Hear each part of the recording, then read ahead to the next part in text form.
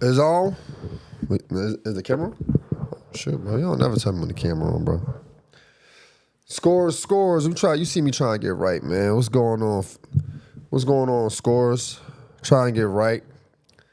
A couple minutes behind, but you know what it is. Welcome back to Score Society, Real Hooper Show with your boy Sean Suge Amos. I got my guy E here who's never prepared with the mic. Every time we come on, I'm like, yo, what's up, E? He scrambling, looking for the mic. Oh, hold up, let me get the mic. You know the routine every time. I got my boy E right here. And you know, come on, man, with the Mac thing. Come on, right there we go. They hear me. Y'all hear me out there, man. Come on, brother. Let's get your mic on. We good. We good. They hear me. I'm around. What's up, scores, man? We had a lot of games yesterday, and I caught some of them. Got a chance to watch some of the highlights for some, but you know, it's been entertaining. It's been entertaining, and it's making me think. Like, I'm not gonna say this is the best era of basketball, but I'm gonna say it's the most entertaining era of basketball that I've been a part of. Like, been a part of as in, you know, my 40 years on earth. So I'm actually enjoying it. I'm actually enjoying what I'm seeing, what I'm hearing, what I'm reading. This is the most interactive era of basketball where people can comment, they got their own opinions, can make their own shows. So it's very entertaining. It's very entertaining. I actually like it. I like the fact that people can have some input, right? Versus growing up, especially like in the 90s, everyone was saying the same thing. That's because they didn't have a choice to say anything else. The same few teams played on national TV. The teams you hear about that has decent players or players you'd be interested in, you just quote on inside stuff. Like for me, Charlotte Hornets was an interesting team to me because they had Muggsy Bogues. Muggsy Bogues, as you probably already know, was a 5'3" point guard in the NBA. I want to see how he play. How the heck you get to the NBA, you're 5'3"? But I never had a chance to watch him play on a national stage as much as the other players because he played for Charlotte, which was a small market team. So it's good to be able to have an NBA TV, have a Peacock, have a ESPN, have all these platforms you can kind of catch some of these games. So I actually enjoy it, man. E, are you locked in over there, bro? Yeah, Concession Stand Show said what's up. So who said what? Consensus Stand Show, he said what's up. Someone in the chat said what's up. I don't know. What's good, Doc? What's good? Appreciate the love, man. Appreciate you tuning in, locking in with us. But yeah, man. You know, it is what it is, bro. I actually enjoy basketball. I actually enjoy it. E, what you think? So you think it's the most interactive era? I think it's the most interactive era. You think it's the most enjoyable era? I think so. But it's not the best era. It's not the best era of basketball because it's still trying to figure itself out. We're still trying to figure out what to cheer for, what to like. So it's not the best era of basketball because things is just kind of changing over. We went from super era team to heliocentric basketball, which is like a superstar and everybody's wrapped around that superstar. We're getting back to that kind of. So we're trying to fall in love with the superstars now. We're trying to figure out why is SGA not the guy we're talking about all the time. We're trying to figure these things out. So is it the best era as far as like direction? No, right? Like when Jordan was the guy, he was the guy, right? Like we knew the direction. He was the standard for the 90s. You know, nobody could beat him. Maybe Anthony Hardaway could beat him. Nah, he didn't come up. Maybe Grant Hill could get him. Nah, he didn't do it. So it was like one of them things where you got to have direction. Right, like 2000s, we was trying to figure it out. Like it was the guard era, guard heavy era. It was Allen Iverson, Kobe Bryant, LeBron James, D Wade, and it was like, all right, these are the guys. Gilbert Arenas, all these are the guys that's actually like the direction the league is going in. Then Kevin Durant comes in. James Harden comes in. All these guys start coming in, And we're like, oh, these the new guys who are going to replace the old guys, right? So now we in this era where you have your Giannis's, but Giannis is all these guys, Joker and all those guys was drafted about 2015, right? So they were still, to me, they would be considered older guys. Like they're 10 years in, right? So then you look at like, okay, we still pushing the older guys too, though. We're still pushing the Kevin Durant's, the Stephen Curry's, the LeBron James. We still pushing these guys, right? And they're still playing at a peak performance in a way. They're not at their peak, but we're still tuned in. We still have expectations of them. Versus when Kobe was finishing his career, it was okay for him not to make the playoffs. We was okay with that. You know, so this era, we're not okay with the older guys not winning yet. So it still don't have the direction it needs, but it's still the most entertaining and most interactive era that we ever have seen. And that's not because the players were bad. That's not because basketball was bad. It was because we have technology. We have technology. We can do this. Like we don't, like if you like Score Society, you like the Real Hooper Show, you're tuned into the Real Hooper Show and you're tuned into other shows as well versus back in the day, it was ESPN and that's it. Sports Center, that's it. Whatever they told you about Jordan is gold. It is never challenged, right? Now you can challenge it. You see different people opinions. So it's different. It's different. And it was Joey Hefe. Joey Hefe, what's up, my dog? I see his I see him on Instagram sometimes. What's good, my boy? See, he says this wave of big men playing like guards is changing the game. I agree.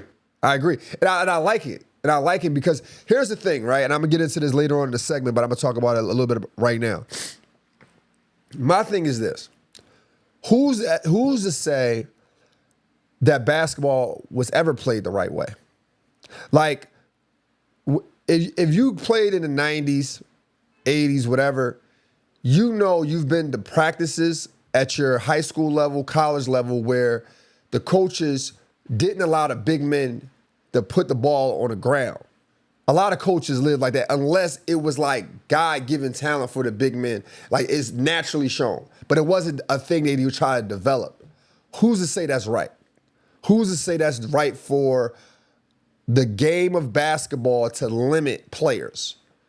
So I like the fact that now you have centers, power forwards, a more positionless basketball now so people can see the potential that all the players have, right? So I do like the fact that some of these bigs, I watched Jokic last night against the Dallas Mavericks, and at one point the Dallas Mavericks was down, not Dallas Mavericks, Denver was down 13-31.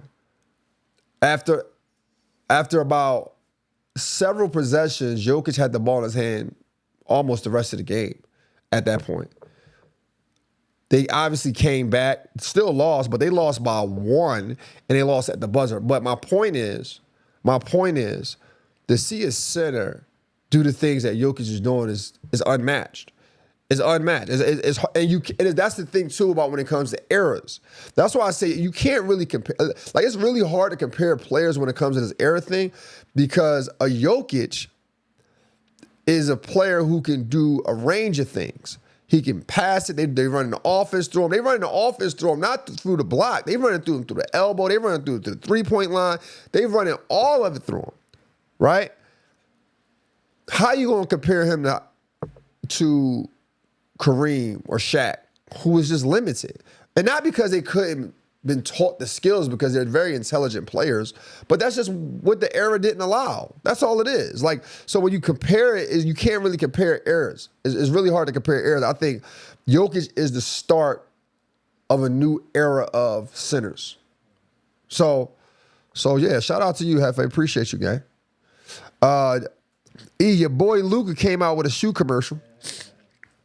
And listen, bro. I know your love and your aspiration for Luka, and I agree. I like it. I like the commercial. It was dope. The sneakers look good. It showed his personality. I like it. I like it. I do like it. And just based off of that, when I buy the shoe, I buy the shit. I would buy the shit.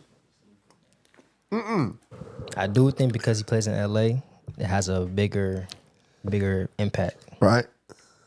I agree. The only thing, the thing about Jordan Brand for me, now I can understand why you would jump towards it, right? But I grew up when Jordan was the guy. Like people were losing their lives because of Jordan shoes. Like people was losing their freedom because of Jordan shoes, right? So once they start making this brand, like, they had the Roy Jones Jr.'s, they had all these things, right?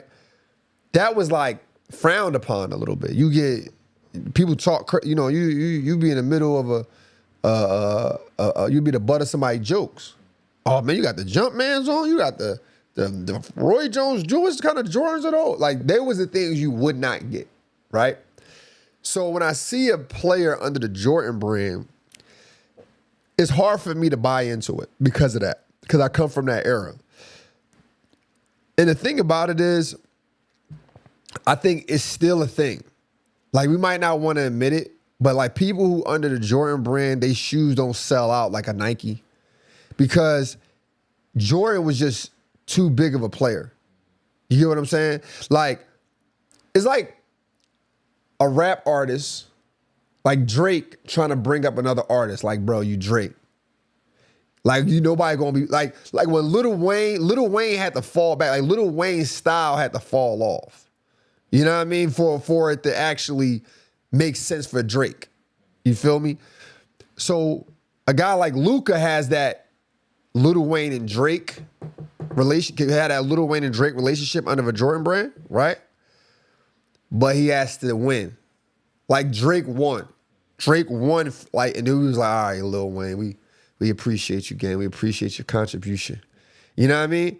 So Luka could do the same thing. Luka could do the same thing if he wins a championship. He can really run the whole Jordan brand. They can come out with different colorways and everything else.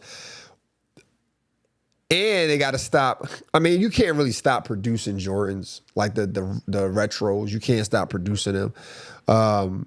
But if Luka wins and Luka keeps showing some personality, like they shown in that commercial, some laughter, some humor, like some of the stuff when he was saying in there, when he was saying like, I know I'm sorry for all the yelling.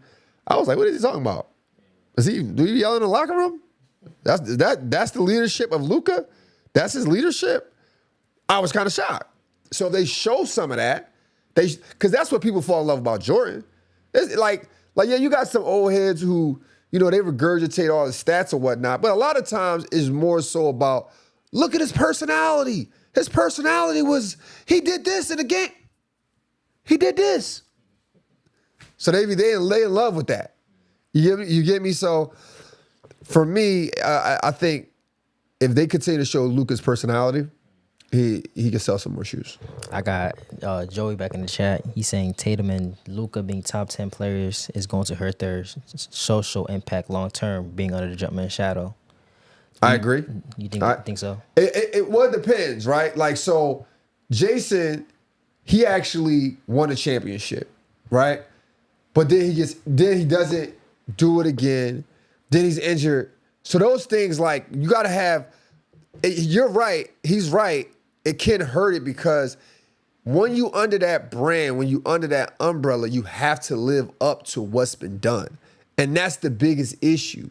That's the biggest issue you have with that brand. So, like, if Luka wins a championship, he got to win more and more championships for that to even make sense. Like, the Jordan brand is just a tough brand to sell because Jordan was just a great player. Like, he was a great player. What he did in the finals is unmatched.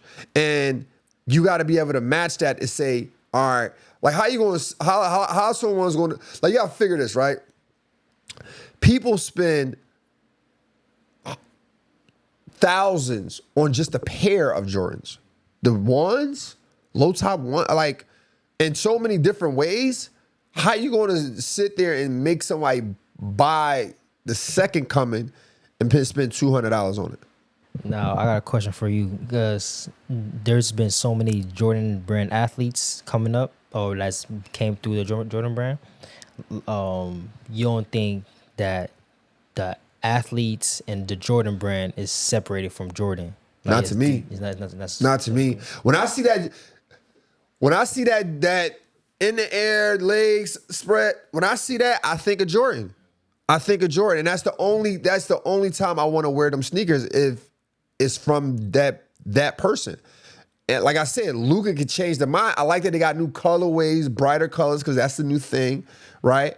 But I just don't think, like, unless you become a dog, a killer, like, I don't see people just rocking Jordans like that. Like, you could probably give some teams, you could sponsor some teams with some Lukas. I think that's the route you would need to take for it to be like a popular thing. like college teams. Yeah, like high school teams. Like, yeah, like you have to do that more often, and you have to show that. You have to show, yo, look at what's his name? Terrence Stokes. What's the new Tyron Stokes. Tyron Stokes. Yo, look, they got the new Luka's team sneaks. That'll make you want to go buy them. That'll make all you guys want to go buy them. But when I see it, I do like the fact that they show personality. I think Jason Tatum, they try to show his personality in some of his commercials, but the brand is bigger than them. The brand is just bigger than those guys. But let's move on because we got a lot of the show. We got a lot to talk about. Draymond Green was arguing with Steve Kerr and then left the bench. Do you think, is this the end of an era? The end of the Steve Kerr Golden State Warriors era? I think it should be if it's not. Because you still have a great player in Steph Curry, but a new system needs to be had because right now he's leading the league in the gravity stat. We'll get to that later. But then you see like your key, one of your key pieces arguing with the coach and to the point where you got to leave the bench. I've been on teams where players argue with coaches. I've even argued with coaches myself, but I have not need to leave the bench. I haven't need to leave the game. It's probably a misunderstanding. Is definitely a respect that's had when a coach, had a last word. So when I see stuff like that, I'm thinking, and I see their record, I see where they are. Like they made all the moves defensively so they can protect Steph from getting exposed on the defensive end. But yet you still eighth. Is they still eighth in the Western Conference Finals? Check that out for me. But you're still not top in the Western Conference Finals. So frustration starts to build. Guys are getting older. They want to know what's next. They want the best. Yeah, they're still eighth. They're still eighth. So yeah, I think this might be the final season for the Warriors from what you see. I think Curry's going to stay. Curry's going to stay, but Steve Kerr, I don't think so. If Steve Kerr stays, a lot of the other players leave. I think Kuminga. I think some of those guys leave. I don't think I don't because it's not like they get better next year, right? Like this is not Klay Thompson, Steph Curry, Draymond Green, Iggy Dalla coming in with the Warriors and they have a cool 10 years left. Nah, this is like Steph Curry's 17th year. He may have another 5 years in him. And who knows what that fifth year look like. So I can imagine the Golden State Warriors office is trying to get the best out of what they have. They're trying to get the best out of this Steph Curry fan base. They're trying to get the best out of their own fan base. And they're trying to keep their fan base. There was a time the Warriors, like up until Steph Curry, not up until Steph Curry, actually, I apologize. There was the We Believe Warriors. We Believe Warriors was pretty good. Then they went dormant until the Steph Curry era. And the Steph Curry era has been fluctuating in the last 5 years. So, but there was a time the Warriors didn't really have a strong fan base. Like they have their glimpse. They had their Mitch Richmonds and the Tim Hardaways and Chris Mullins. They have their glimpse, but they could easily fall back to where they were a city with not a winning team and a lot of money down there. So they're definitely trying to avoid that as much as possible. So you sent me this video, E, and I actually watched this video in its entirety.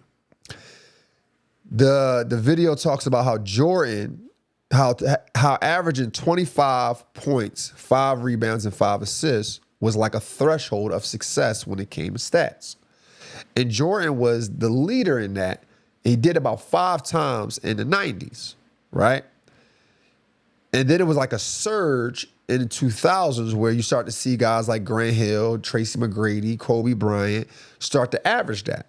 Then LeBron kind of casually did it from 2005 to almost 2024 for the most part. Averaging 25 and 5 rebounds and 5 assists.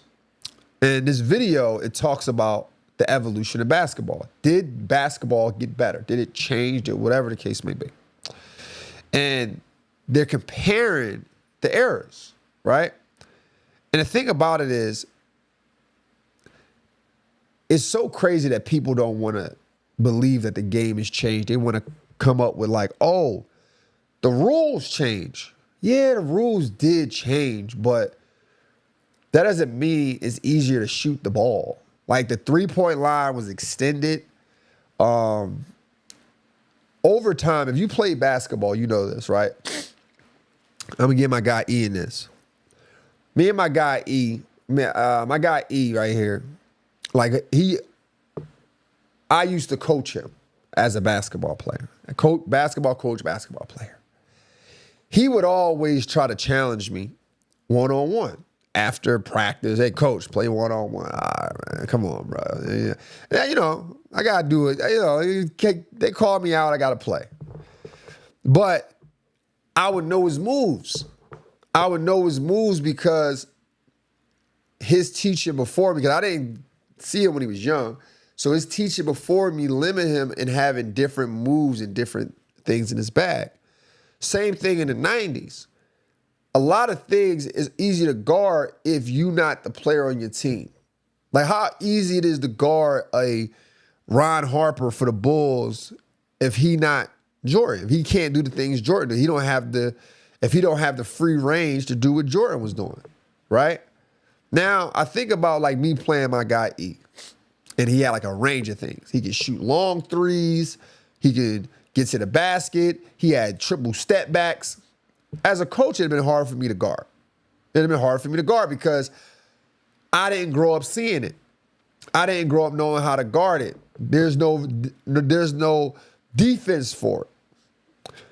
Same thing in this era. If you don't know who's going to get 30 one night, how are you going to guard it? If 4 or 5 players on a team is capable of getting 30 any given night, how are you going to guard it? So when I hear people talk about like, yo, man, I don't think it changes the rules. Nah, the rules did change because it has to change. You got to understand, when you're watching the NBA, part of it has to be entertaining. You know why you turn on the NBA quicker than you would turn on college? Because college, it involves like understanding of culture, of basketball culture. The NBA, it has to be entertainment. Everyone has to enjoy it. So they have to change some of the rules to make the game faster, to make the game more entertaining. Like, for instance, just the smallest things. At one point, it was a 10-second half-court violation. Now it's an 8-second half-court violation. That extra 2 seconds was killing them. It was killing them. They want to speed the game up to keep the viewers in there. So you got to understand, like, yes, they'll change the rules, and they'll continue to change the rules because it is a business, and they had to improve it. But it has nothing to do with the ball going in the hole. That has nothing to do with that. Like the ball going in the hole because these players is more skilled, and that's the reason why they're able to average 25 and 5 like it's nothing.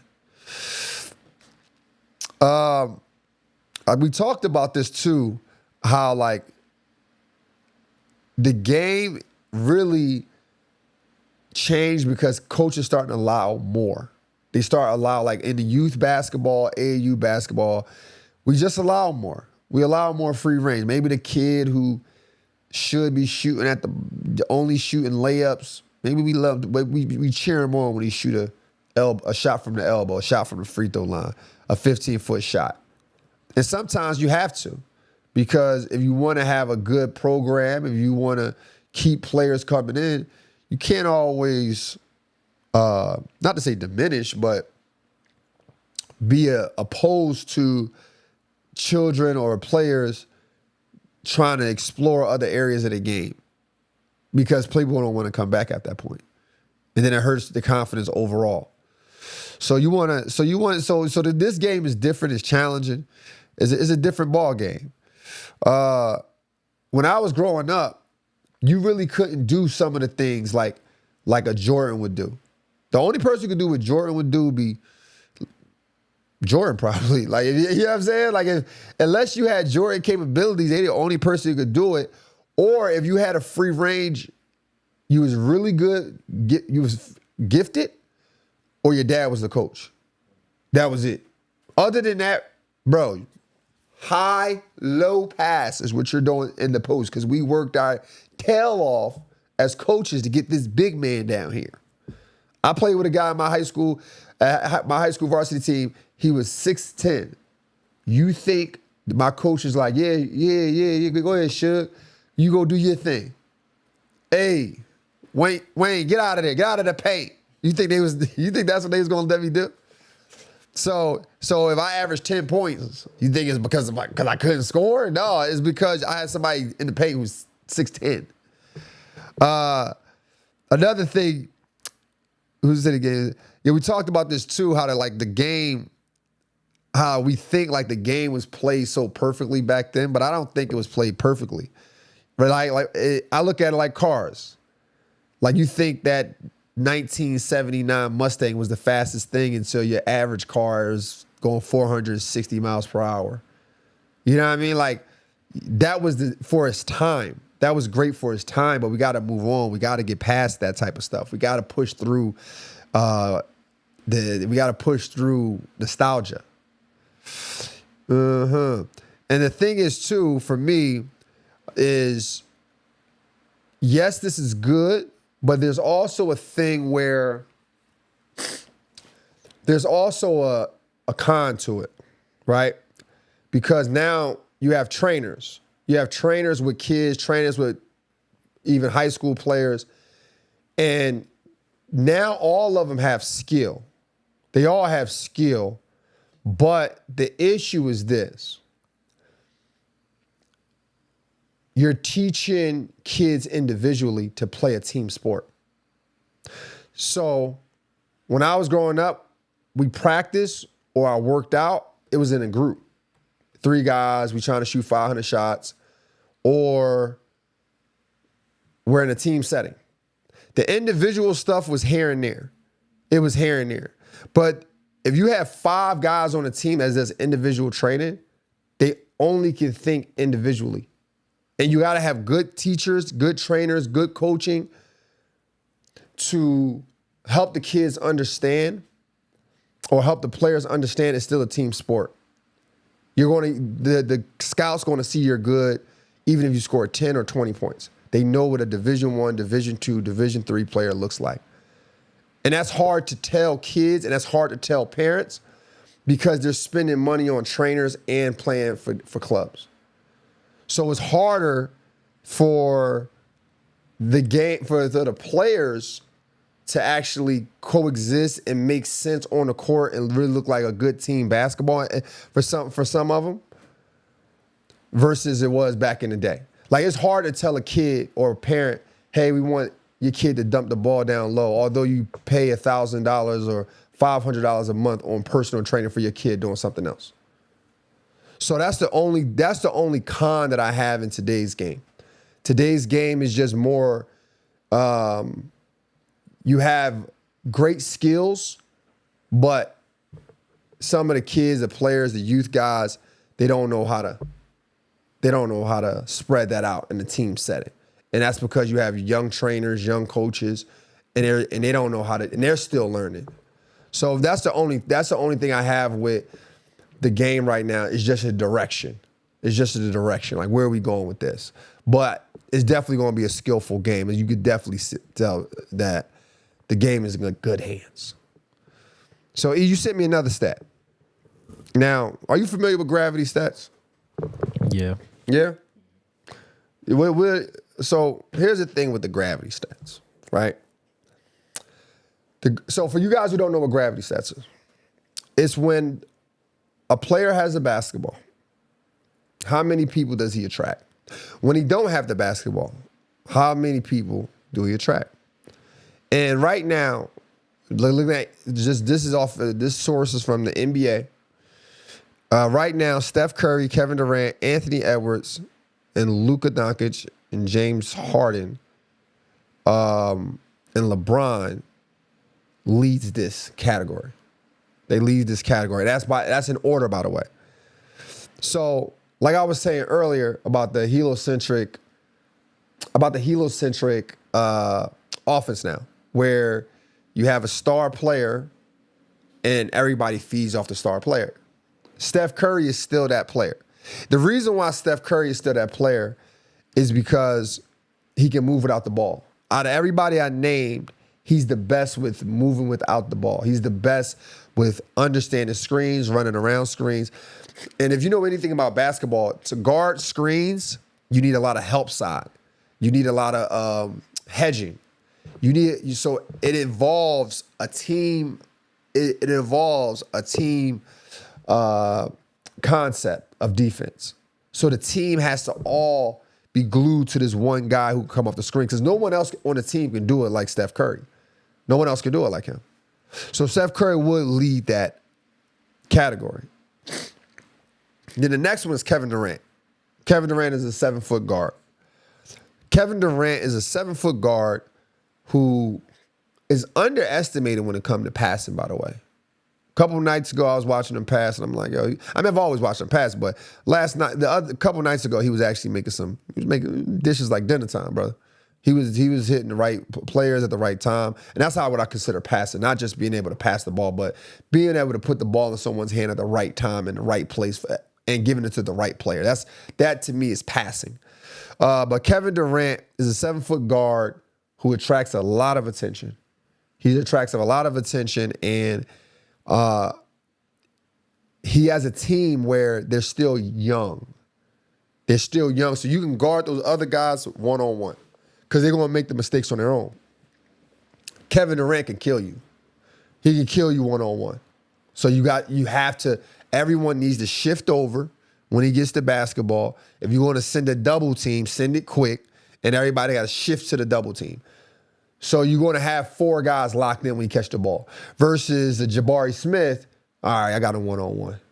I got him.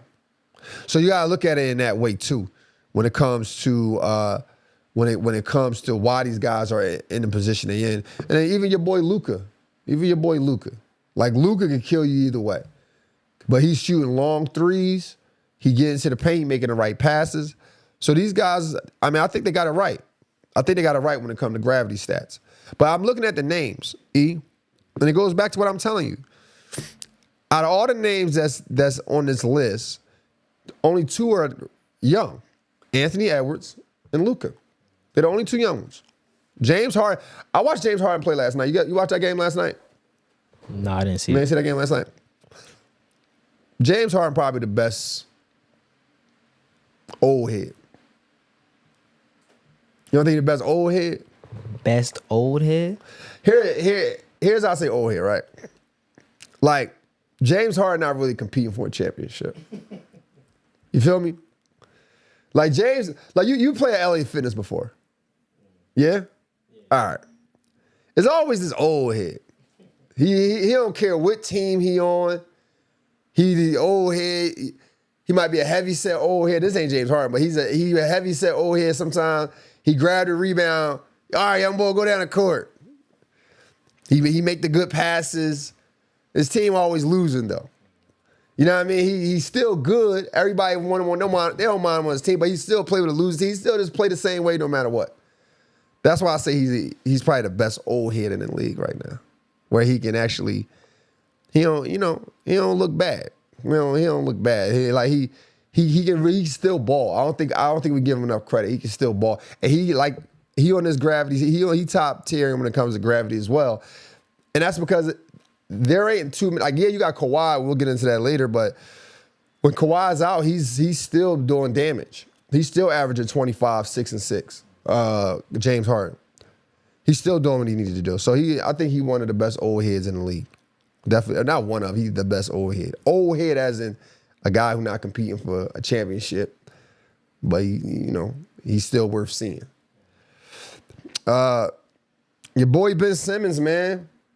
Ben Simmons. He's taking his career fishing, the South Florida Sails. So he going fishing. He wants to. He's pursuing a career in what kind of fishing was it? It's a shit. I should have wrote this down, but yeah. Look that up for me. Obviously, I've never been on a boat. I never wanted to fish. I've been on a boat, but I've never been fishing. Never been fishing. But Ben Simmons is out, and listen, man. I don't think this is a huge topic because Ben Simmons has been a topic of conversation of a player who don't want to play basketball, who we're all questioning. Why they paying him? Why he didn't shoot the jump shot? What is it called? Offshore sports fishing. Offshore sports fishing. Okay, but they do. But it's something else. It's called. Look at that post you sent me. It's something else that it's called. But anyhow, I don't think Ben Simmons is a guy. I don't think Ben Simmons is a guy what people should be really covering at this point when it comes to basketball. Like, if he's like really good at this fishing thing, I think that's noteworthy for ESPN. I think that's noteworthy where because they cover that stuff. They cover the fishing sport, the sport of fishing, I should say. And if he's nice, that's good for them. Did you look it up? It's on the cover page. Yeah, that's just a brand new. All right, it is what it is, man. But shout out to Ben Simmons. Man. We got to get into these games. Man, we got to get into these games. I watched the Rockets play against the Lakers last night. The Rockets play against the Clippers. My apologies. The Rockets play against the Clippers. Clippers won 128-108. Kawhi Leonard, man, looked like the old Kawhi Leonard.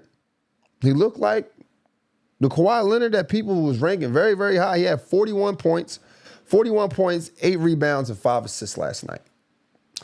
Now, here's my thing.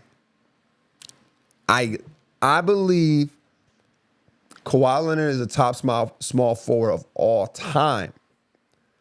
But I don't put him ahead of guys like Paul Pierce. The reason why I don't is because him being serviceable.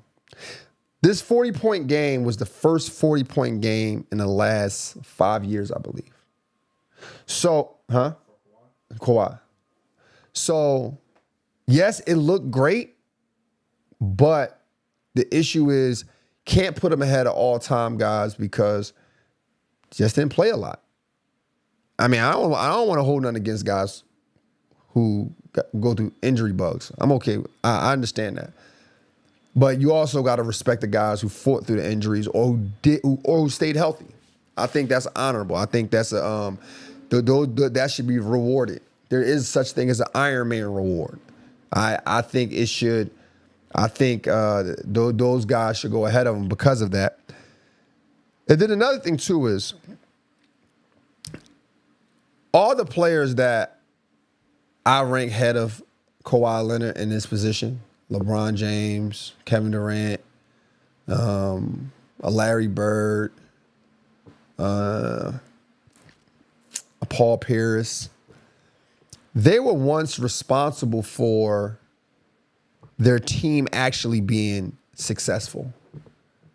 The Clippers is their record right now. Yes, he hasn't played much.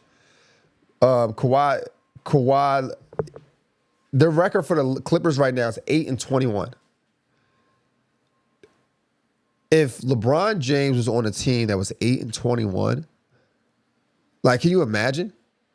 Like you know what I'm saying? And I'm not trying to put this on LeBron. Like even Kevin Durant, if Kevin Durant was on a team that was 8-21, could you actually imagine like the uproar that you'll have, like the critique that you'll have? And Kawhi Leonard never gets that critique. He never gets the critique of the players that we want to put ahead of him. Like he never like. I mean, you look. I'm just looking at this. I'm just looking at how many games he played this year. So far, he played 10 games. I'm sorry. No. He played 19 games this year. So he played 19 games this year out of the 29, and they're 8-21. But we're never going to say like, oh, Kawhi doesn't live up to a certain standards. We're never going to say anything about that. We're just still going to harp on 2019 when we know why the Raptors won that. It's still acceptable. It's still acceptable. Why they win? Because everybody got injured on the Warriors. That's why they won. It wasn't like, come on, man. But it's still acceptable. A win is a win. I'm not one of those guys. I'm not one of those guys who sit and be like, yo, the guys was losing. I know what it takes. I don't know what it takes to get to an NBA championship, but I do know what it takes to actually win. And it's a lot. It's a lot of work outside of the court. So I respect it. I do respect it, but I can't sit and put Kawhi up ahead of guys like Durant. Durant played great last night. You got something for me? I saw you prompting the mic. Yeah, I got Kayante in the chat. He says Kawhi doesn't get the critique because he never wanted to be the face of the NBA. He just focused on the money, though. Yeah, he definitely focused on the money behind the scenes. You're right about that. He definitely focused on the money. If you know, you know. But that's part of it. That's part of it. He don't want to do the media stuff. Right? Like he don't want to, he got the New Balances, like, but he don't want to do the New Balance commercial and show any personality. He don't want to do any of that stuff. It's a hard sell. So yeah, that's part of it. That's part of it. I think when you open your mouth as in talk, you give more room for critique. You give more room for critique. And a guy like Kawhi, he playing it safe. If Kawhi start getting out there talking about what they could have did and what she should have did and talking about his legacy and all this other stuff, then that's when you start hearing an uproar against Kawhi. So I think when you kind of sit quietly, when you kind of sit in silence, people don't really bother you. You know what I mean? Now, this is going back to the discussion that we had. You think a quiet superstar is better for the league, like Kawhi Leonard? No. You don't think? You say. So you think a rowdy superstar, like a... Not a rowdy superstar, but a well-spoken superstar. Oh, okay. Like, Kawhi Leonard can barely laugh like in an acceptable way. Like, a laugh like that's like, you know what I mean? Like, we still talking about that laugh from like 5 years ago, right? So it's like one of them things where business, right? I'm sorry, the mystique. Oh, the mystique? Yeah. I mean, I think mystique works when it comes to, all right, it can't be one or the other, right? Like you can't be a player who's always injured and have high expectations and be quiet and then still be ranked highly. You can be a player who's really good and the people advocate for you because you're so good and you're winning and you can have a mystique. Like you don't show your personal life. You don't show your private life. A guy like LeBron, he kind of threw that out the window because you see his sons, you see his wife has a podcast. Like he throws it out the window with that. So when you throw that out the window, people can actually judge you and then you're not winning. So it's hard to really advocate for it. So like Kawhi, he's not winning, but he's a great player, but he's also quiet, so nobody's going to say anything about them not winning. Then he's also on a traditional losing team, right? Like the Clippers is not known for winning. Like when their best years were with CP. Who the best years? With Paul George. They had one run when they went to the Western Conference Finals with Paul George, Reggie Jackson, Patrick Beverley. Okay. Kawhi was injured though. No, the CP3 era, they went to the Western Conference Finals before too. Yeah. I mean, Paul George was the most recent one. Okay, so that's a preference thing. I mean, you young, y'all think Paul George is the GOAT. So I can understand why you're saying Paul George. But you're right about that. Kawhi Leonard is quiet, So the critique about him is quiet. Now, just getting into the game, I watched it. The Clippers played well. Like, the Clippers played well. They moved the ball well. Like I said, Kawhi Leonard had 41 points. James Harden had 29 points. I mean, your star players came to play.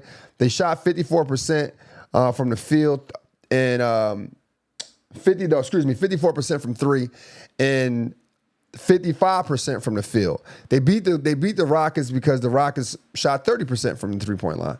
And, you know, Durant, I'm watching them play, right? Like, I like the Rockets. I like the way Durant is kind of handling it.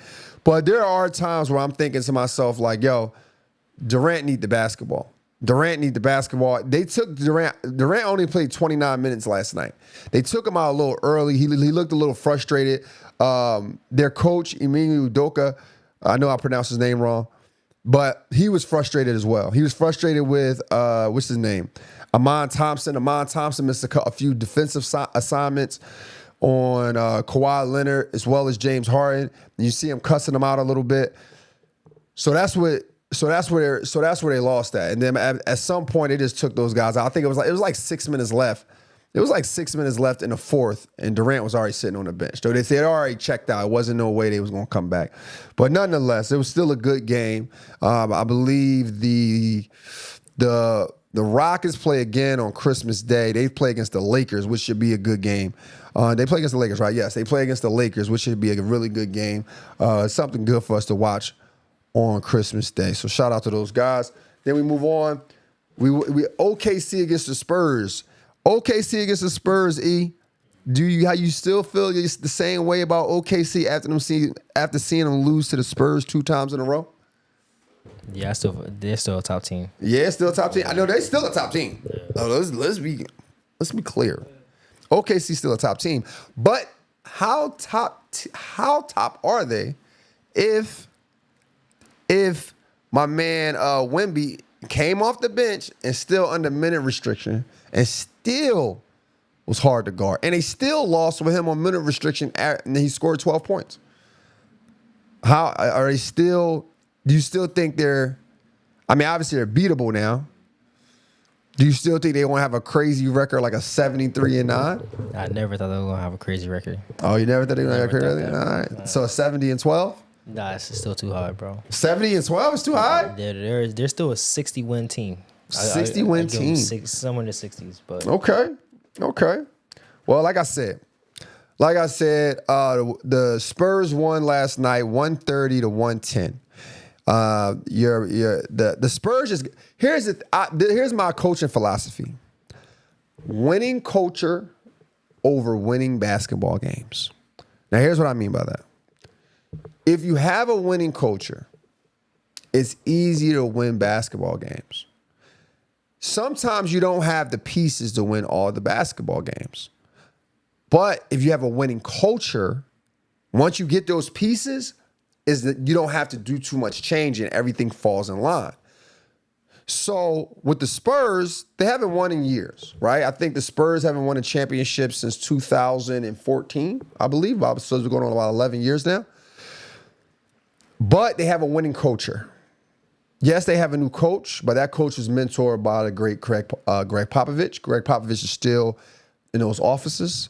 He's still behind the scenes. He's still, what's the word I'm looking for? He is still I lost the train of thought, but he is still a guy who they can refer to. He's still a guy they can refer to. So when it comes to the Spurs, they still have a winning culture, and their winning culture produced players. 3 players last night and scored 20 points. Harrison Barnes scored 20 points. Stephen Castle scored 24 points. And Kendall Johnson scored 24 points off the bench. And it was big shots off the bench, by the way. I'm talking big threes off the bench. OKC also has a winning culture. But the thing with OKC is they have my guy, SGA. SGA had 33 points last night, right? And you're like, yo, that's good. But you know the problem with SGA's game last night? He only made 1 3. He only made 1 3, and that's your leading scorer. So every time that the Spurs scored a 3, they answer back with a 2. So that's ultimately how the game over time gets away from you. So what you do is if you want to beat the Oklahoma Thunder, right? There's 2 ways that I've seen last night. You let everyone else beat you and you shut down SGA. But that's not looking like, wait, hear me out. But that's not looking like it's doable, right? So you say, okay, let's make SGA, let's run SGA off the 3-point line, let them beat us in 2s, and we beat them in 3s, and then we shut everyone else down. So he had 33 points, but Chet has 7. You need Chet. Your co-all-star had 17 points, but he had it on 18 shots. Your bench produced the highest. Williams had 10 points. So if I let SGA beat us with 2-pointers and don't let him get any 3s, and then we shut everybody else down, we beat you by 20. That's what the Spurs did last night. So then we don't need Wemby. We don't need Wemby to score 27 points. We only need him to score 12. And he did it in 23 minutes on 5 shots, or 9 shots. Easy deal. Then we have our young guns, like a Dylan Harper. Dylan Harper, who came in, and he only had 4 points, but he made some big plays. He had 10 assists. And he had 5 steals. So the Spurs now 22-7, and the OKC Thunder 26-4. Are they a championship team? Are they a championship team with that being said? I would say no, because it's still not battle testing the playoffs. Ooh. But here's the thing. They're not battle testing in the playoffs. You're right about that. They didn't make the playoffs last year. So you're 1,000% right when it comes to that. So I agree with that. Because that's something I will say. But if we had to pick a team that like, yo, who can beat the OKC Thunder? We know it's the Spurs. We don't know if we can beat them over 7 games though. That's for sure. Not yet. But we do know the OKC Thunder, we do know the Spurs has figured it out. They figured it out and they got the right pieces. And those pieces align with they got the best bench. Not the best bench, but the best bench to match up with the OKC bench. And the same is for the youth behind the ball. Going to Dallas and Dallas and the Denver Nuggets. Did you watch that game, E? Nah. That was a Peacock game, brother. That was a Peacock game, goddamn. You gotta get in tune with the shit. All right, so Dallas. At one point, like I said earlier in the show, Dallas was down 31-13. Right? Not Dallas, Denver. Denver was down 31-13. Now, the reason why I keep bringing that up, because I think that's, not to say remarkable, but that speaks a lot to the skill and where we are today watching basketball. You're looking at a team down 13-31 and still being able to come back. A lot of times, people just check out. It's just a shit show from there on out. But Dallas still won, but they won by 1 point and literally by the skin of their teeth. That ball rolled in and out. That they ran up a play. They got to go look everything, and they still could have won that. Cooper Flag, go ahead. Go ahead. Say it. All right. Now I will say this about Dallas. Well, not Dallas. Cooper Flag. I may or may, you know what? Let's go, Coop. Let's go. Cooper Flag was balling last night. Cooper Flag was 33 points, 9 rebounds, 9 assists. Now, I'm on record. Every time Cooper Flag actually have a good game, I'm going to keep holding myself accountable. I'm on record saying, I think he's a Gordon Hayward of his time, right? But last night he did this dunk. Like he turned the corner. He turned the corner from the elbow, I believe, and rose up over everyone. And then I'm watching him. I'm sitting back and I'm watching him. I'm like, okay. Let me see how he attacks now. Because early on in the season, he wasn't attacking like he's attacking now. Like he wouldn't penetrate the gaps. He just passed. He just passed around the perimeter. So there was no threat there. Now I see him hezzying, tween. He pulling up for three. I mean, last night, he was 4 for 6 from three. I said, oh, okay. This is the Cooper flag they've been talking about. This is the potential they seen. See, I didn't see a lot of this at Duke.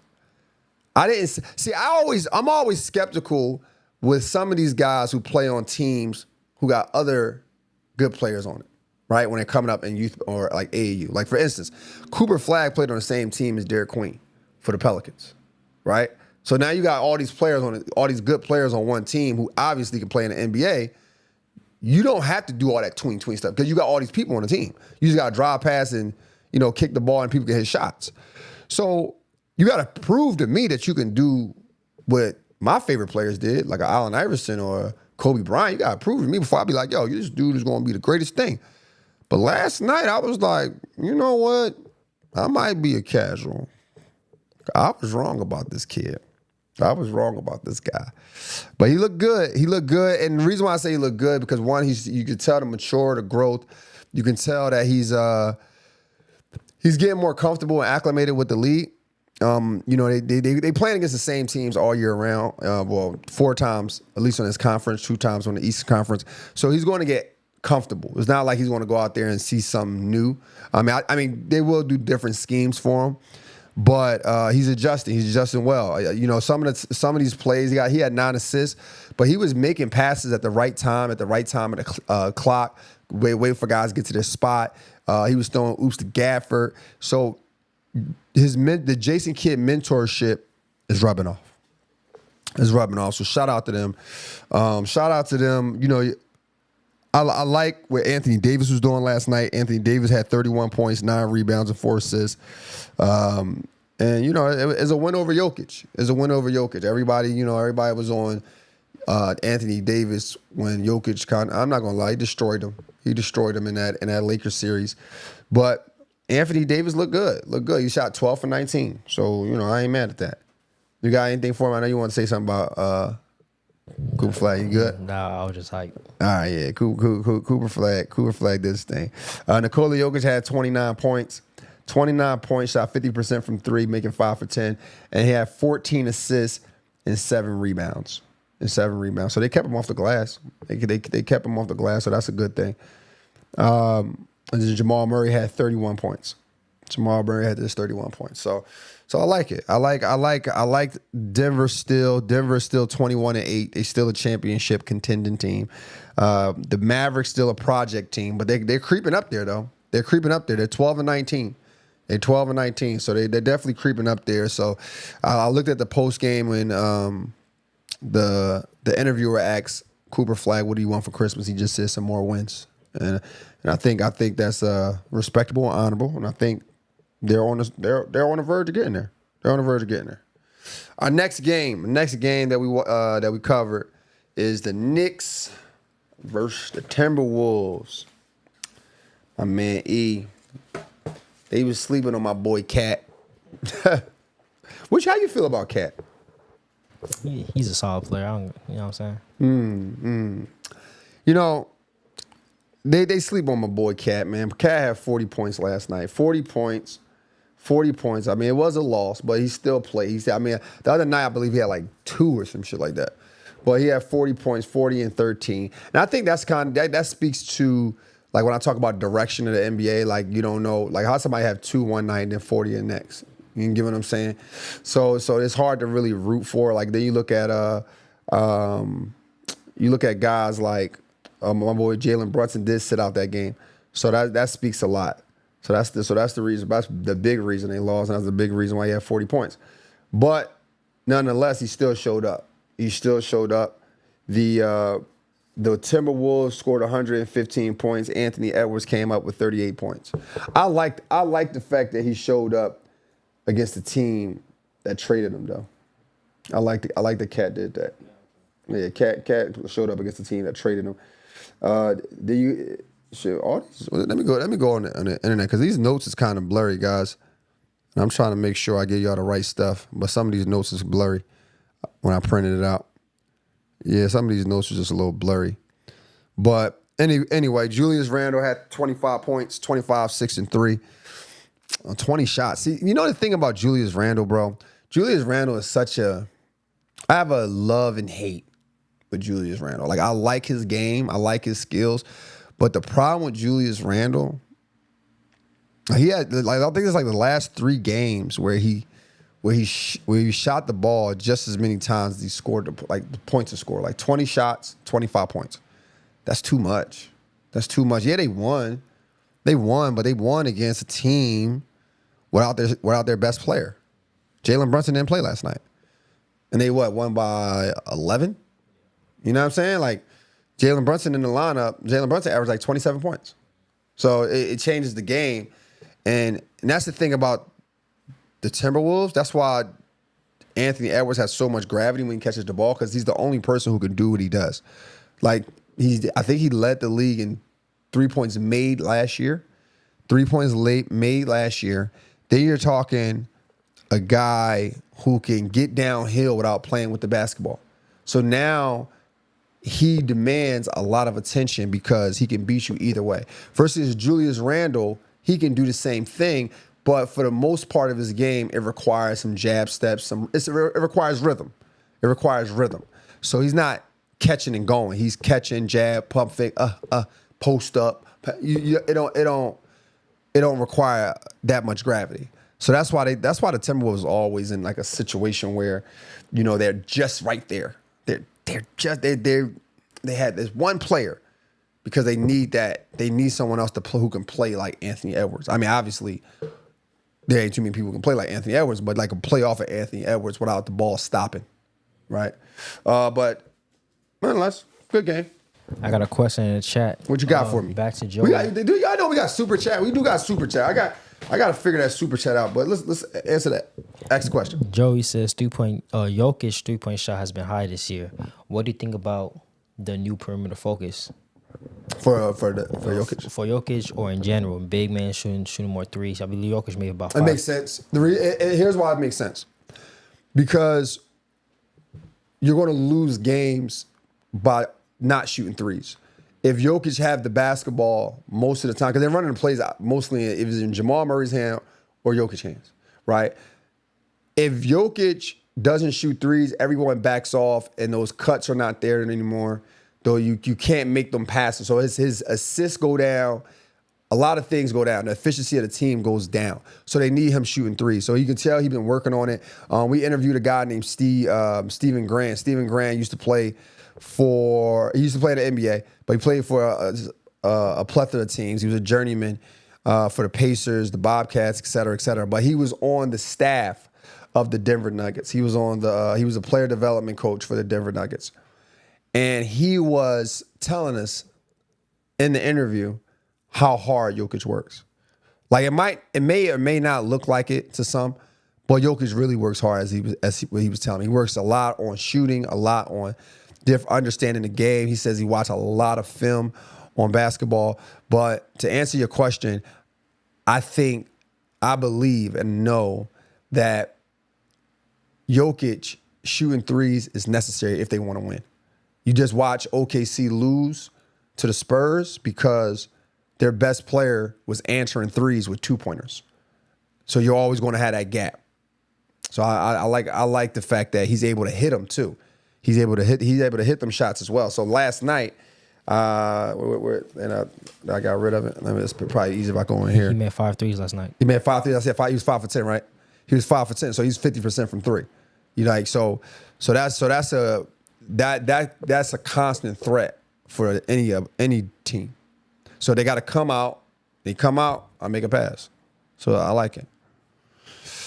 Next game, we got the Sixers versus Brooklyn Nets. Brooklyn Nets won 114 to 106. Brooklyn Nets improved their record to 9-19, and Sixers go down to 16-12. Now, Michael Porter Jr. had 28 points. Michael Porter Jr., right? He is right now, Michael Porter Jr. averages 25.7 rebounds and 3 assists. We put a post out there that talks about superstar, star, and the best player on the team. I put Michael Porter Jr. in there as the best player on the team. But him averaging 25 points, 7 rebounds. Could he turn himself into a star? Like, could he turn himself into a person who earns a sneaker deal? Would you wear some MPJs? Would you wear MPJs, bro? If he keeps Before you answer this question, let me paint the picture for you. Brooklyn Nets next year, they are around this time of the season, they are 20-5, led by MPJ with some better pieces around him, right? He averages 27 points. He started getting some commercials. He already streams. Do you say, yes, I want the sneakers? Nike sneakers, MPJs. Yeah, I'll buy them. MPJs? It's because he's being out there more. Personality. There we go. He's out there more. You know Okay. Well, he balled last night. He had 28 points. Was 5 for 12 from 3. So he's shooting that thing. So he's definitely a person who you can definitely fall in love with watching, because I look at it like this, right? Like, he shot 5 for 12 from 3. That means he's trying to shoot the basketball. He's shooting the ball 20 times. So that means, as a fan who loves basketball, a person who watches NBA, you like to be entertained. This guy is entertaining. He's going to shoot the shots you came to go see. You came to watch. But nonetheless, Brooklyn Nets still need a lot of work. Not a team to watch, to follow, unless they're playing against a really good team, which was the Sixers. I think Sixers are good, but I have high hopes for them. They're not looking like any championship team. I'm hoping they get out of the first round, but I don't think they going far, no matter what pieces they have. It's just, and I say this because they haven't built the system yet. Like, somebody asked me this in my DMs. Does it look like Tyrese Maxey and Paul George gel together? And I answered it like this. I don't think they do, because Tyrese Maxey, he plays so fast, and Paul George plays so slow in his time. So for me, when I see it, it's like, okay, cool. Paul George had 19 points last night, but your 33-point scorer had 13 points last night. That's not good. And he played 39 minutes and only shot the ball 14 times. That's not good. So then you say, okay, cool. Who else kept him in the game? Joel Embiid. Joel Embiid went down with a knee injury. Thank God he walked away and came back. But he had 27 points, 31 minutes. Shot the ball 13 times. So he played great. Only missed 2 free throws, went 10 for 12, 6 rebounds, 4 assists. But then that takes away from Tyrese Maxey, right? Your 33-point scorer. Your 33-point scorer is now scoring 13 when your old heads are scoring. There's no system. There's no system to win. You don't think it's just one of the cases where his shots just wasn't falling? He's 3 for 14. Shot the ball 14 times. That's not him. No, I'm saying his shots. His shots wasn't falling, but the game, like, playing 39 minutes, you're not shooting though. Like, now if he played 24 minutes, I would have been like, all right, his shots wasn't falling. They probably found a different way, or found a different unit to keep him in the game. But yeah, his shots wasn't falling, but he went to the line 7 times, so he was being aggressive, and he was 7 for 7. You know what I mean? So for me, yeah, it could be nights like that where your shot's not falling, but there's more nights like that anytime Paul George is one of your top scorers. Only see Because I'm looking at Tyrese stats. This is the only game he had 13 points. He had another 12-point game, but he's been consistent at 30 points. And Paul George is up there with him with 19, 35. So I feel like when it comes to playoffs, it could be a nice contrast. You got Joel Embiid, Tyrese Maxey, and Paul George, that three-headed monster going to the playoffs. I feel like they could make some noise. Well, yeah, I agree with you. I think they can, but I want to see it. I think this a game against the Nets. A game against the Nets, 9-19. You want to see what this can look like. This is the perfect game where you can watch what this looks like. Yo, this is what the system going to look like in the playoffs. And you fell at that? No, I don't think you going into Christmas break. They going into Christmas break. They're not playing tomorrow. You know, like so they're not playing today. You don't think that also plays a factor going to Christmas break? That No, you don't want to lose because you want to leave on a even me as a coach, right? We ain't playing over high school break, right? I want to win. Like I want to win so we can all right, so now the players on the team can be able to chew on some success. Not be like, oh man, this has been a drag. We lost. I mean, obviously these guys are professionals. They're gonna bounce back. But for me, there, I'm thinking you want to go, especially against a losing team, man. And then you also lost at home. That's a big deal. I got Joey back in the chat. Julian, what's good, my boy? Oh, Joey. Joey, excuse me. What's up, Joey? He thinks Tyrese Maxey and VJ Edgecombe as a backcourt is undersized. But what do you think about their what do you think their ceiling is going to be? What do I think they were going to be? The ceiling. I believe they're going to run the Sixers. I believe they're going to be the face of that team. It takes time to develop. You got to get some of these old contracts out of there first. And you don't. If I'm a GM and I got a Paul George on my team, I don't know Paul George contract, and I don't know Joel Embiid's contract, but I can imagine that it's a lot. I got to milk that contract first. I'm not going to let Joel Embiid average 13 points. I got to milk that first. Same thing with Paul George. I got you from it. He came from the Clippers, right? He came from the Clippers, averaging 25 points a game. I need some of that. I need some of that experience. I need that year. And that's the thing about a business. We as fans look at the right now. What can they do right now? Them as business owners, they got contracts, years locked in, right? So I'm looking at Paul George and Joel Embiid to school my young guys while I have them. The Sixers might not be looking to win a championship this year. It'd be nice, but they don't have a championship team. They don't have a championship system yet. So what I want to do is let Paul George, Joel Embiid teach these young guys, and then you still want to have VJ and Tyrese Maxey. Once you get rid of those guys, once you get rid of the Paul Georges and Joel Embiids, or they role minimize, then they'd be the face of the Sixers. They're already fun to watch.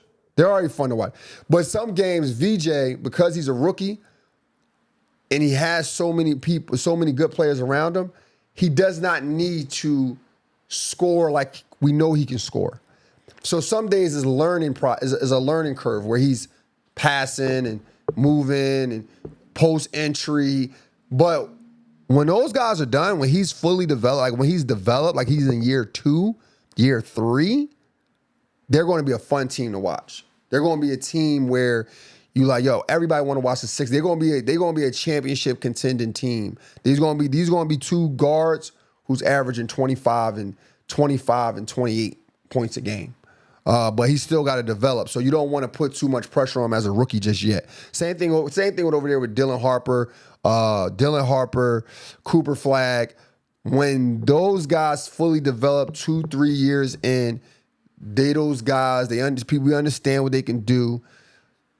There'll be people we also pay to see. Cooper Flag, we paying to see him. People pay to see him now, but they'll start moving pieces around for Cooper Flag. Dylan Harper, not so much because he's in the championship culture and he has a Wemby on his team.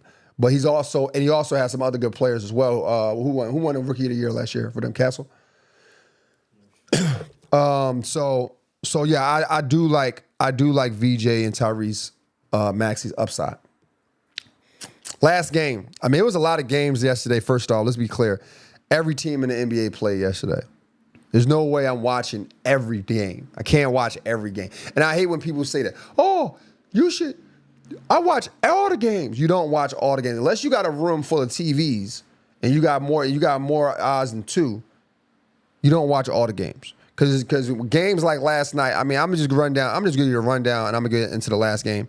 Last night, you had the Washington versus Charlotte, Chicago versus Atlanta, New Orleans versus Cleveland, Milwaukee versus Indiana, Toronto versus Miami, Denver versus Dallas, New York versus Minnesota, OKC versus San Antonio, Lakers versus Phoenix, Memphis versus Utah, Orlando versus Portland, and Detroit versus Sac, and Houston versus the Clippers. Like, come on now. Oh, actually, you know what? This is not the last game. I missed one game. I skipped over the Lakers and the Suns. My fault. How can I skip over the Lakers and the Suns? So we got 2 more games left on the lineup. Did you watch that game, E? Are you a Lakers fan now? Oh, my gosh, bro. Oh, my gosh. What are we doing, bro? Y'all, the Lakers fans are the most part-time fans ever, bro. Y'all are the most how y'all don't watch every game. And y'all have all the access to them. They watch all Jordan games. Y'all don't watch all LeBron James? Nah, so, but anywho, man, the Lakers, man, they didn't have their guys. They didn't have, again, out without a full lineup. LeBron still played. LeBron had 23 points. It went for 3 for 5. 3 for 5 from 3, 6 assists, 0 turnovers. Shout out LeBron, no turnovers, man. About time, brother. And everyone else, man, they just play their role. You know what I mean? Jake LaRiva had 12. DeAndre Jordan had 12. DeAndre Ayton had 12. Marcus Smart had 14, 12. And then you go over to the red hot Suns. The Suns actually lead the NBA in 3-point percentage. They shot the ball 41% last night.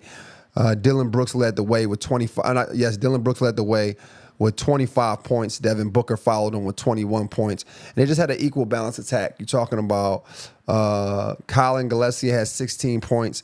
Mark Williams had 18 points. I mean, it was fully healthy. They beat him 132 to 108. Dylan Brooks, you know, he out there with the shenanigans again, you know, slapping 5 with LeBron in the middle of the game. But his relationship with LeBron makes sense now. It makes sense. Is a post going around, is viral tweets that's going around where Dylan Brooks is like, it's old tweets where he's like, yo, LeBron James number 1, he's the GOAT, he's this, he's that. So he's a fan. He a fan who had an opportunity, who's some of us can only imagine playing against our favorite player. You know what I mean? And he might, who knows? Who knows? Maybe he's not a fan anymore. Maybe, you know what, you ever hear that song by Eminem, Stan? Yeah. You know what I'm talking about? Yeah, we crashed the car and shit. He was a fan and he was trying to get his autograph all them times, and Eminem was like, nah, bro, get out of here. Nah, all right, man. And he's like, we wait out in the rain for you. You know that? And then he went. Then the last letter he was writing, he was like, "Man, I hate you. I don't like you no more." Maybe LeBron missed like a comment or something. Like I had somebody come up to me yesterday and was like, "Man, I left a comment, man, but I stopped commenting because you don't respond." like dog, like some of the posts I just don't catch. Like I wish y'all can see like the notification. Like there's people who still responding to stuff from videos I posted a month ago. You know what I mean? Like I don't catch everything. So maybe LeBron missed his phone call. Maybe LeBron didn't come to his birthday or something on an invite. You know what I mean? Maybe he didn't sign a shoe. But look, Dylan Brooks is having fun with it. He's having fun. So shout out to him, man. He had 25 points, 24 minutes. I like it. Now, I covered the Hawks game. The Hawks for my guy E. And the reason, it was Hawks against the Bulls. My guy E is a diehard Trae Young fan. Trae Young, we're having this conversation a lot. What would Trae Young look like back in the lineup? Right? Now, other night they won. Last night they lost. They lost by 3 points, which is fine. The Bulls, although the Bulls started off hot, now they kind of moving a little slow. They still a good team. Something like one thing I know about basketball is a game of runs, and people go through. People go through a what can I say? They go through their rough patches. Teams go through rough patches. And the Bulls with their rough patch. They're going through a rough patch, but not last night. They won last night 126 to 123. And you got Kobe White, who led them in scoring with 24 points. I just want to get right to the Hawks. Trae Young had 22 points and 15 assists. Is that good? Was it good? Actually, I like it. I think that's great. I think if he can stay in that 22 and 15, that's amazing. And then you still have Jalen Johnson doing what he needed to do, 24, 9, and 10. 24, 9, and 10. But it's going to his touch is going to take away from someone. So Congo had 10 points last night. Alexander had 21 points last night. So it's not bad. I mean, it was a high-scoring game. You had two guys on the bench with double figures. Vet had 19 points. So they're not looking bad at all. Where they lost that is in the free throws. That's where they lost. They lost in free throws. Free throws in the free throw category, they were 13 for 20, shooting 65%. And the Bulls were shot 75% at 21 and 28. So that's where they lost that. But they still look like a good team. The Atlanta Hawks is just one game under 500. They're not a championship team. And that's what I think when the East, when people say like the East is weak, right? Or the East, I think the East is always like, not always, but typically weaker than the West. And the reason why it's weak, not because of the competition, but because there ain't too many teams that's like actually competing for a championship. Like Hawks, like we can watch the Hawks play all day, but they're not competing for a championship. Like they got good players. They got good players though. They got a good system. They got guys who want to play defense, but they're not competing for a championship. What you mean they're not competing? Like the organization isn't actively competing? Do you see the Hawks in the finals? No. They're not competing. But you see the Spurs in the finals. You see the OKC in the finals. You can imagine Denver in the finals. You can imagine the Rockets in the finals. You can imagine these teams in the finals. I just named 5 teams off the top of the head in the finals. If the Warriors get their shit together, they might be in the finals. So there's 6 teams right there alone where you're like, they can win. They can win. If they do this, they're going to. The Hawks, Sixers, Orlando, like these guys, maybe not so much Orlando, but these teams aren't like people you see in the finals. I can see the Sixers in the finals. You can't. They have this is like solid. Again, they got to get a system. You listen, man, and this is gonna go into our last segment, which is brainwash to think elite. In life, bro, you need a system. You need a system. No, listen. On and off the court, you need a system. Doesn't matter that you could be a great player, you have all the ambition. Like, for instance, our system, post all day. Post all day, right? That gets you attention. That's going to get you notoriety. That's going to get you people locked into you, like your perspective, right? Then you got to have a system when it comes to reaching out to brands. Call, text, email, 20 people a day.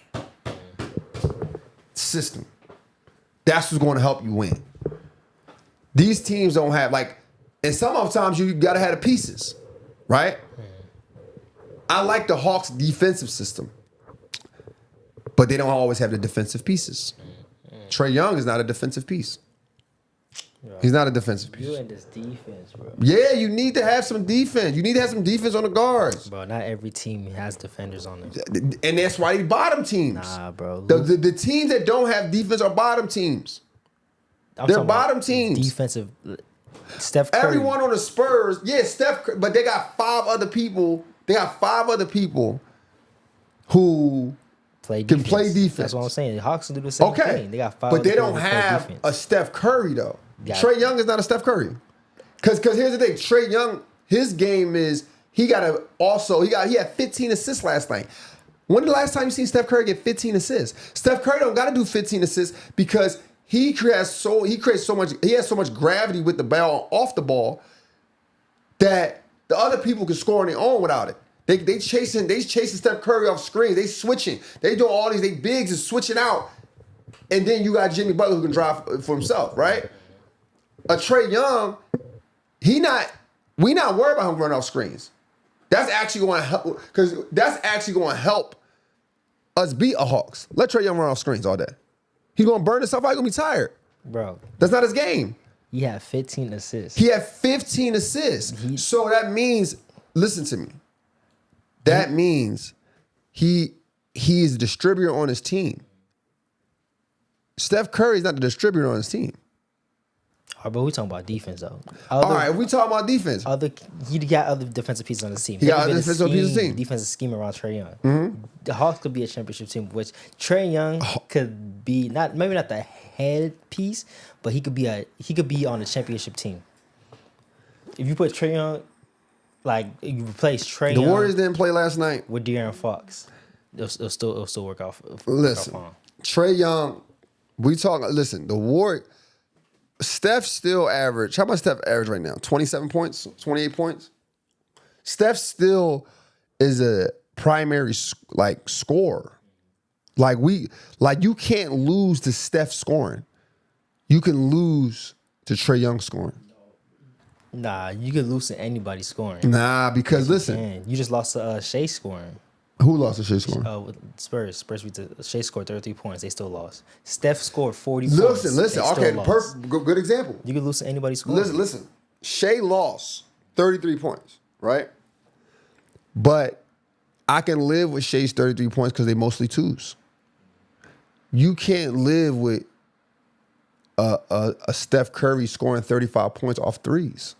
Trae Young not giving you night in and he'll have games like that, but he's not giving you night in and night out 30-something points off three percentage or off threatening you from the 3-point line. He's not giving you that every night. He could, but he's not doing it every night. Because he's giving you 15 assists. Yes, and he's giving you, that means he don't have the ball in his hand. That means the other guys on his team, if we're looking at a Jalen Johnson,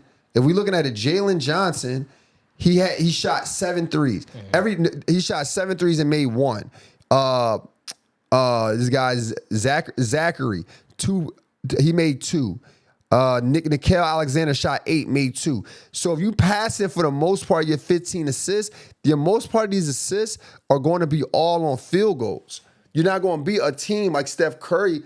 Steph Curry's going to shoot threes. Threes is more than twos. That's going to keep you in the championship. The reason why the Warriors, people don't talk about this enough. The Warriors' reign ended not because of the players so much, but because everyone adjusted to their style of play. Everyone started shooting threes with them. Before, nobody was shooting threes with them. It was a different way of playing. So the guys, when you up 20, we up 20, dump it back down in the post. But then you got Clay and Steph coming off, and they shoot and they make 5 threes back to back. You like, oh shoot, they right back in the game. What the heck happened? Because the 5 threes back to back was never a thing. It wasn't even thought of. You never thought to if you down 20 and you start shooting threes, right? As a guard, what they call that? Blow up? No. If you down 20 and you start shooting threes, they used to call that hero ball. Oh. You playing hero ball now.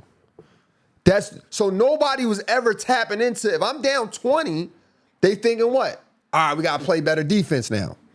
We just got to play better defense. Let's double the post. Let's double him, right? But the doubles don't. The doubles now, other guys can cut to the basket. They shooting 12-foot shots. They can hit them shots, right? The Warriors found out or figured out how to get back in the game with threes, and it wasn't considered hero ball. So the game right now is based off of what team can shoot threes the most consistently and make them.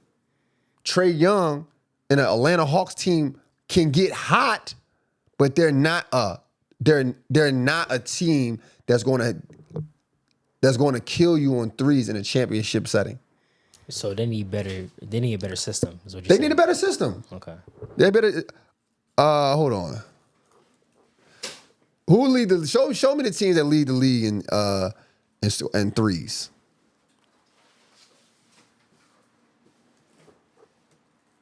Because I'm trying to tell you,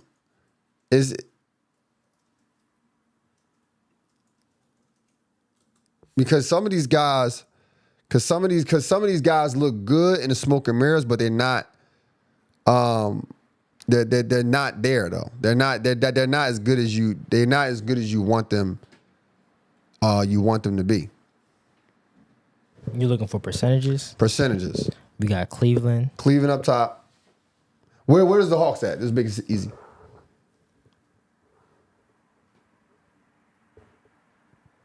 And then we gotta get in the brainwash think elite. Hawks are in the middle of the pack. They're about. What number? It's not giving me a number side by side. Nah. The middle of the pack.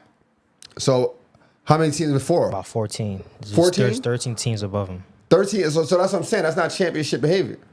It's not championship behavior. But you got Miami in the top 2. You got Utah Jazz in the top 3. Exactly. Like you got all the, but you got that's what I'm saying. Like you got the teams that's like not even there, not even close. Like Utah Jazz and those guys, not even close. Not even close, but they not going, they not even ahead of those guys. When you talk about a championship team has to hit threes. Well, They got to be consistent. That was the wrong stat. Come on, bro. Don't give me the wrong stats. Don't try to cover it up now. Hawks are top. They're 1, 2, 3, 4, 5. 6. There's 6 teams above the Hawks. 6 teams above them. Mm-hmm. But so it's 6 teams above them. I don't think the Hawks is a championship team, bro. They're not going to beat Detroit. They're not going to beat. I don't think they can beat. I don't think they can beat. I don't even think they can beat Boston. All right. I don't think they can beat Boston in 7 games. I got it right here. This is 3-point made. There's about 10 teams above the Hawks and 3-point mades. All right. Is that not enough? Nah. If 10 teams ahead of them, About 10 I don't think teams they ahead of 'em. look. The Hawks is not better than the Knicks. Mm-hmm. They're not better than Pistons. I don't think they can beat Celtics. The Raptors will give them a run for their money. The Sixers is going to give them a run for their money. Magic is going to give them a run for their money. They're not better than Cleveland. Like that. That's just right there. That's just right there alone. You're right. You might be right about the Hawks, but I still stand on Trae Young is still a top. He is a top player. He is a top player because we expect a lot of him. He's a top player still. He's a star. He's a star for sure. Trae Young is a star, not a superstar though. I got Adam back in the chat. He thinks the Atlanta Hawks should be a more offensive team and not a defensive team. If you don't have a good defensive system, if you don't have a good defensive team, make your team an offensive team. Atlanta should be an offensive team. They should be. I think they got good pieces to play defense though. Like I like them playing defense, but the problem with a lot of defensive teams, you need a strong bench. That's the thing about offense. Like not defense. Offense. The thing about having a good offensive team, you need a strong bench. Their bench is not the strongest, right? Like last night, yeah, you had Vet who had 19 and Asal had 13, but everybody else had 2 points, right? Like, and that's been a common thing for them all year. So like OKC is a strong offensive team and a defensive team because of their bench. Same thing with the Spurs. Strong offensive team, defensive team because of their bench. When you want an offensive team, you can't have I mean, they have a strong group of guys, but it fluctuates. Like Nickeil Alexander-Walker, he's been playing great this year. He's averaging about 20 points this year. I like his game. Obviously, Jalen Johnson is doing great. Trae Young is going to do Trae Young. Trae Young is going to be Trae Young. Okongwu, he fluctuates sometimes, right? Like last night he had 10 points, but I believe this year he's averaging 15 points. He averaged 15 points and 7 rebounds. But you got 5 guys. It's the Knicks all over again. But I mean, obviously without the Knicks pieces, but I like them playing defense. I actually like them playing defense because I like Jalen Johnson's defense. Dyson Daniels was out last night, but I like his defense. I like Okongwu. He plays defense. All those guys play defense. Nickeil Walker is coming from a, not to say championship team, but a finals Western Conference team at least. And he's playing from a finals Western Conference team. So I like it. I like it, man. We got to get out of here, though, man. Before we go, we got a segment called Brainwash to Think Elite. Brainwash to Think Elite. This segment of Brainwash to Think Elite is for all you guys who want to be more, want more in your life, want to have more for your family. And my suggestion to you would be the person you want to be in the future right now. Yeah, you might not have all the tangibles. You might not have the money, the means or whatnot. But what does that person look like? The person who you, whatever you think you should look like or you want your future to look like, what do they do every day? Do they run? Do they jog every day? Do they wake? How does their physique look? Are they strong? Are they tall? I mean, excuse me, not tall, but strong. They go to the gym. What hobbies do they do? Do they play the game all day? Do they read books? Like, what do they look like? Do they keep their hair cut every week? Or do they do it every month? Be the person you want to be right now. And then everything else will follow. Everything else will attract. And you got to also take one day at a time. Take one day at a time. Like, the person you want to be might be a year out. Where you want to be might be a year out, 2 years out, 3 years out. So you can't look that far ahead because then it gets frustrating. It gets you start to doubt. But one day at a time. Do one thing at a time. And that person, and eventually you'll get to that person. I truly believe in conquering the day. Yes, I have goals. We want to get places. Obviously, we do these live shows. Some of you guys, you see me post online a lot. I have goals. And sometimes I think, oh, this is going to be it. This is it. And I've been thinking like that for about 2-3 years. And haven't hit the idea that I think it should be. But I just focus on conquering the day. I'm okay with where I'm at because I'm doing the things I said I was going to do. And I know everything else follows after that. And my last thing is get rid of all things that make you rush. Like, social media can make you rush your process. So you seeing everybody highlight, damn, look at this dude, he got a Benz, he doing this, he doing that. And you're not realizing that's somebody else's highlights. So you start to feel like, man, I'm so far away from that. I don't know how I'm gonna get to that. Don't try to get rid of all that. That's the best way for me to tell you. Other than that, I appreciate the love. I appreciate the support. Make sure you go to goalsactivewear.com and make sure you get you some merch. Get you a nice hat. Get you some quality shorts. Get you a quality hoodie. Brainwash to Think Elite. And then make sure you follow us on all platforms. You already know I'm the only Score Society out there. So make sure you tap in. Shout out to my guy E for holding us down. And I want to wish everyone a happy holidays. Whatever you celebrate, happy holidays. Spend it with your family. Watch some basketball. And I'll see y'all in the comments section. I'll see y'all in the chat. See y'all in the DM. Wherever I see you, I see you. But just know it's love, and I appreciate everyone. Make sure you like, subscribe, and share. Until next time, let's continue to think elite and together. Welcome to Score Society.